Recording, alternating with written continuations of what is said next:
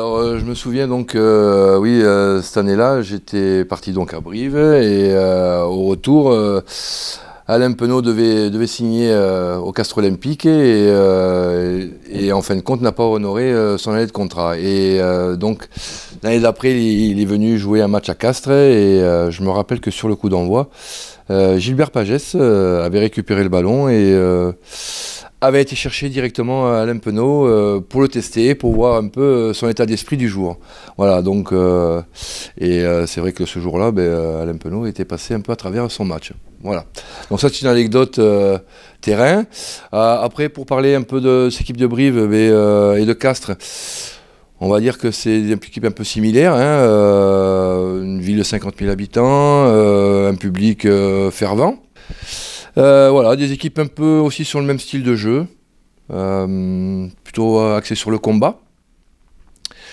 Voilà, avec des entraîneurs qu'on connaît bien quand même, hein, qui ont porté les couleurs du Castres Olympique. Donc un match un peu particulier. Petite anecdote, l'année où je fais la finale avec Brive en 96, les cadets du Castres Olympique étaient en finale aussi.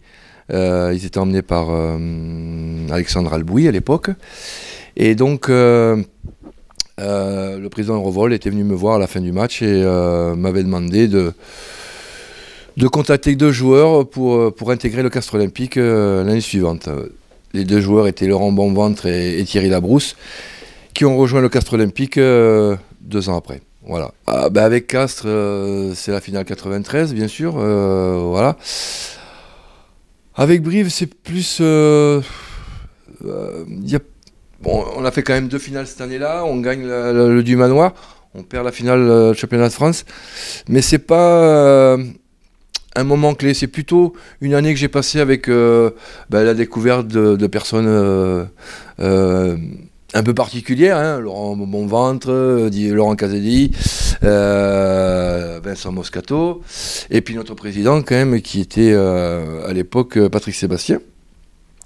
Et qu'on arrivait souvent à faire monter un peu dans les tours, quoi, hein. Je me rappelle d'une anecdote, tiens, c'était Vincent Moscato qui l'avait chauffé et qui a dit ouais, on joue en noir et blanc et ça serait bien qu'on ait un animal représentatif. Donc un jour, il avait fait venir un zèbre avant le match et voilà, donc une anecdote parmi tant d'autres.